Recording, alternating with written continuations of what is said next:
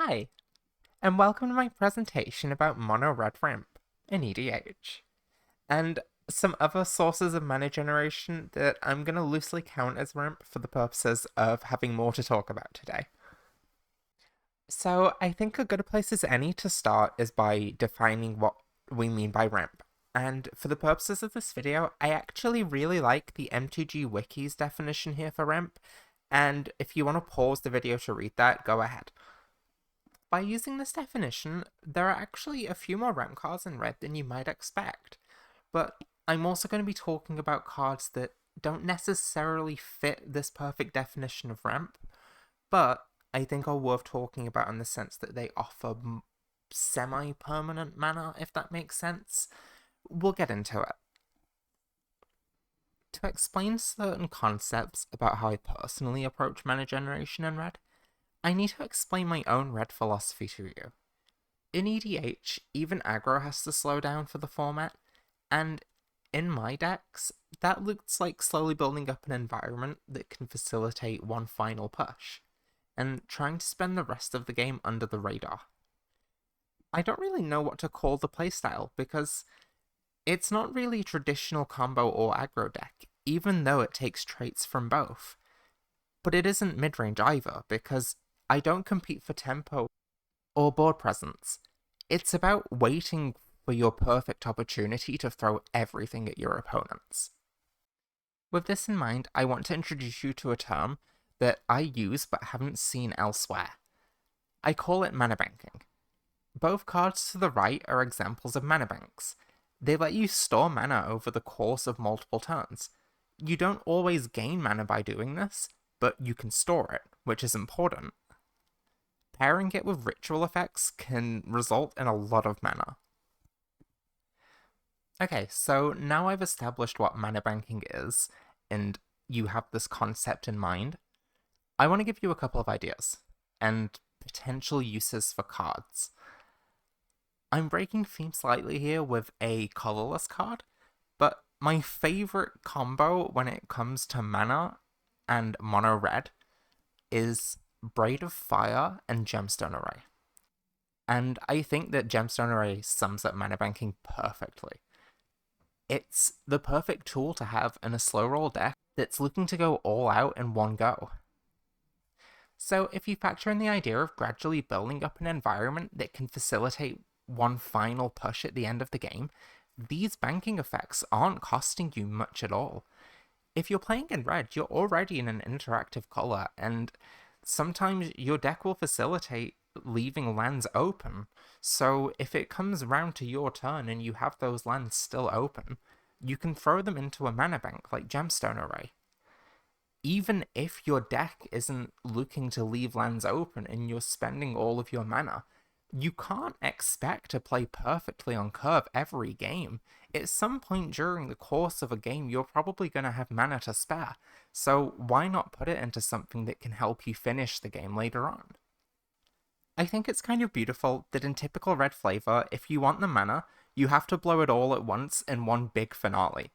Unlike actual ramp, mana banking is more akin to a ritual effect, but that only plays more into Red's slapdash creativity, and if I'm being honest, I adore when playing a deck is immersive to the flavor and lore of the colors and characters themselves.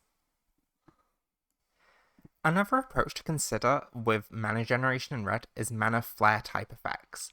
You get less lands, that's just how it is in red, so it's important to make your resources do more. Cards like Goldspan Dragon and Zorn are also in effect doubling your mana sources, and I know this is maybe a little bit more semi-permanent and definitely prone to removal and disruption, but these are just the tools that Red has available.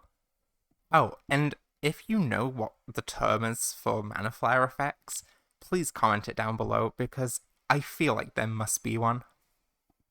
A style of effect that I think will gain more popularity with Spider-Man's release at least is Electro's ability to add mana on passive instants and sorceries. Mana Echoes is another card in this vein that I think gets missed a lot in casual EDH, probably because of how much it costs in real life. But if you can actually afford the card, you can make some crazy amounts of mana.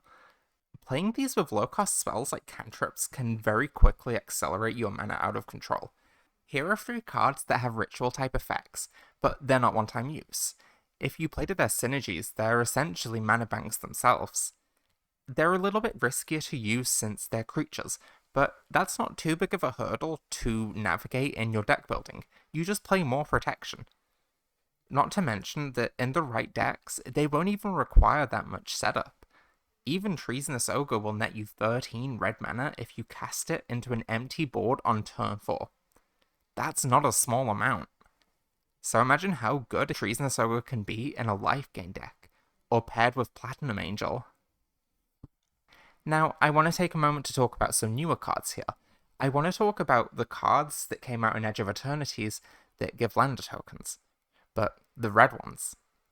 Now, when I first looked at these, I didn't like them, and that's not because Lander tokens aren't good, because they really are, but they just didn't seem like great value.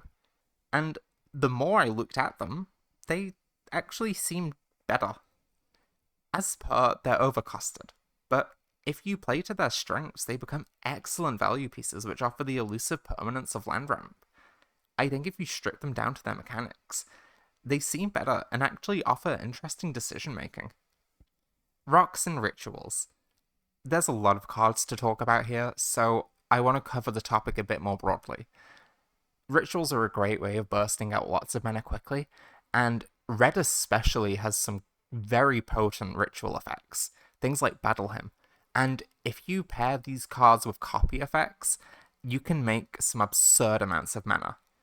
And normally, I don't rate mana rocks too highly, but I think red is one of the few colors where they're one of the better tools you have access to in terms of mana.